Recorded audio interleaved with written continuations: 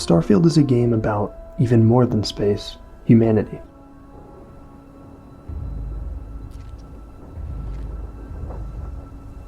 Its fingers on the pulse of the human condition and all the baggage that comes with it.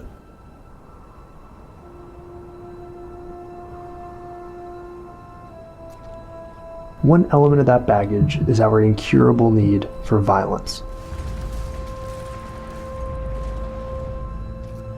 The story you'll hear today shares yet another way this violent craving manifested itself, this time merging the forefront of our technology with perhaps the oldest mechanism in the universe: evolution. The human race's technological developments are, as far as we know, unparalleled in this section of the Milky Way. That knowledge gives way to arrogance, and this story will share how, no matter how advanced we become, we can still be at the mercy of Mother Nature.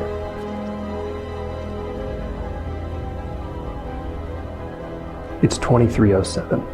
The Colony War is raging. The United Colonies and the Freestar Collective are locked in a conflict that's seen untold casualties of man and machine. In just a few years, the Freestar Collective will force an end to the war with its devastating guerrilla tactics during the Battle of Cheyenne. But with the fog of war looming strong as ever, both sides remain steadfast in pouring enormous resources into securing victory.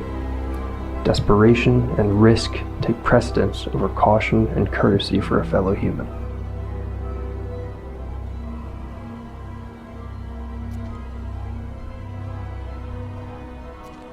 Typical of the prior half-millennium of human history, with total war came miraculous advancements in science and technology.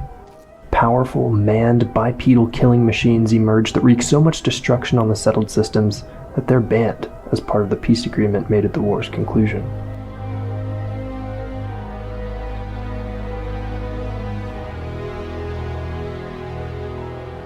Another channel for this war-fueled scientific research was in the field of xenobiology. With the exponentially more vast range of genetic material available to be studied in our interstellar era, the scientific community had a far greater understanding of genetic modification. The United Colonies began researching how to use genetic modification to weaponize alien creatures of the settled systems. Across space, they established research facilities staffed by the most accomplished xenobiologists alive.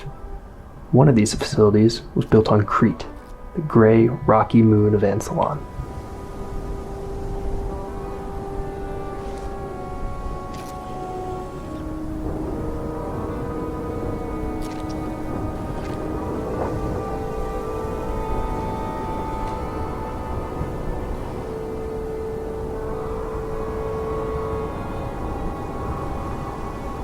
There isn't much on Kreet, a radar station here or there, but for the most part it lies uninhabited. It's also in the Narian system, deep inside Freestar Collective space. So not only is the United Colonies secretly conducting devastating xenobiological research, they're doing it in their enemy's own backyard.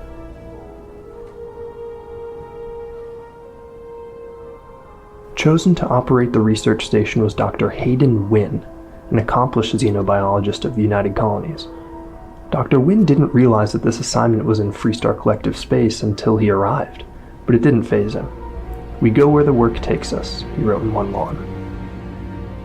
The team began by creating NCIs, or neural computer interfaces, which could be installed into a specimen and, effectively, allow the operator of the NCI to control what the specimen does.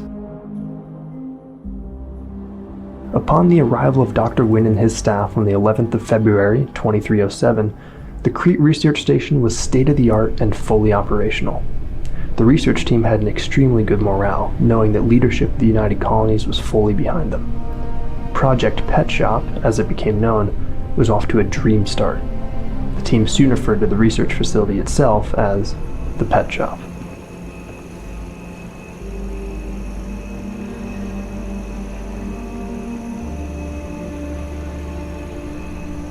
The obvious end goal was to equip strong predatory beasts with NCIs and command them on the battlefield. In fact, present at the research station during the first few months were the United Colonies' Red Devils, an elite selection of soldiers who were to lead these NCI-enabled creatures into combat. the Red Devils joined Dr. Wynn in an extended period of training, gaining familiarity with the research and the NCIs.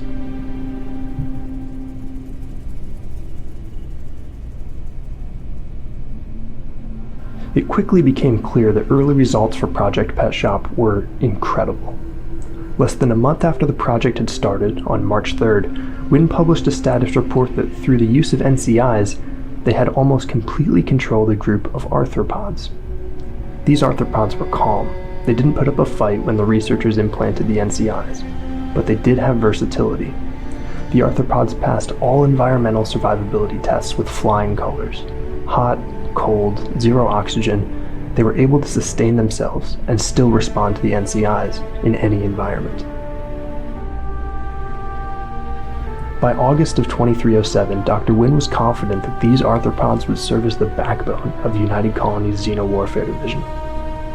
Wynn designated these beasts Obediente Pe, but the team just referred to them as Stalkers. Work with these Kreet Stalkers went on for 3 more years.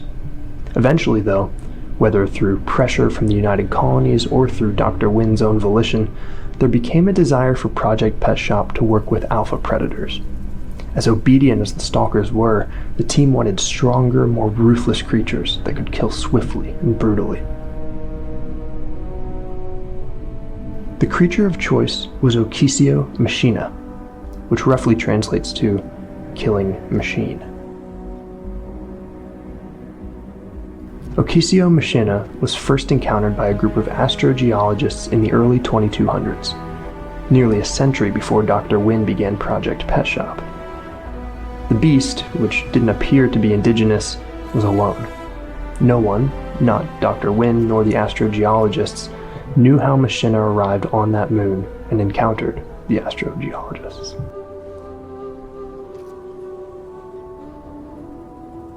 With its aggressive nature in mind, the UC assigned a team of 8 Marines to capture Ochisio machina and bring it to the pet shop on Kreet.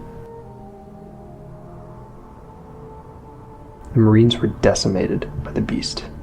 6 of them died, and one of the 2 survivors lost a leg in the fight. The Marines chose a simpler name for Ochisio machina: Terrormorph. Despite their heavy losses, the Marines' mission was a success, and the survivors delivered the Terrormorph to the pet shop on August 15th, 2310. With the Terrormorph in his possession, Dr. Wynn got to work on creating a compatible NCI for it. That work was done quickly, and by August 20th, the team was ready to fit the Terrormorph with its NCI. The Terrormorph's aggression required that it be sedated for the fitting. Dr. Wynn estimated that the team would have 15 minutes of sedation to fit the NCI. The procedure went as planned until the Terrormorph awakened. Details of exactly what happened that day are sparse, but Dr. Wynn recorded one final message after the Terrormorph had escaped. We're dead. We're all dead. The comms relay has been trashed. The whole room is trashed. We can't call for help. I can hear the Terrormorph roaring somewhere. And more people screaming.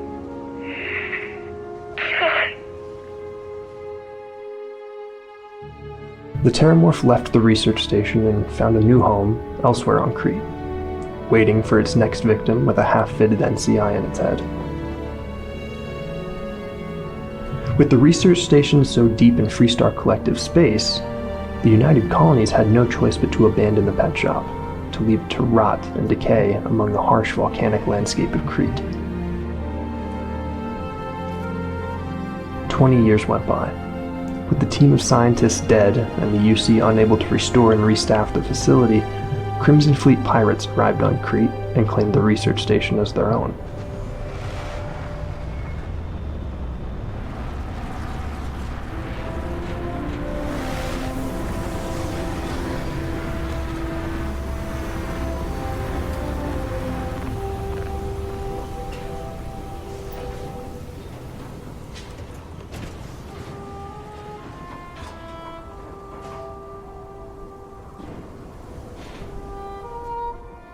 That brings us to 2330. With Crimson Fleet pirates making the research facility their home, an Argos Extractors miner arrives, trailed by a lanky robot, with the goal of eliminating the threat of pirates to their ship. The rest of that story is up to you.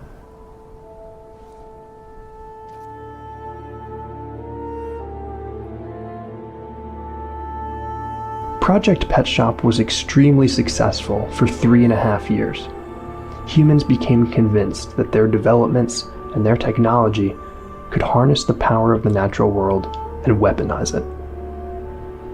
It took less than 15 minutes for Mother Nature to remind Dr. Wynn and his staff that we will always be at the mercy of nature.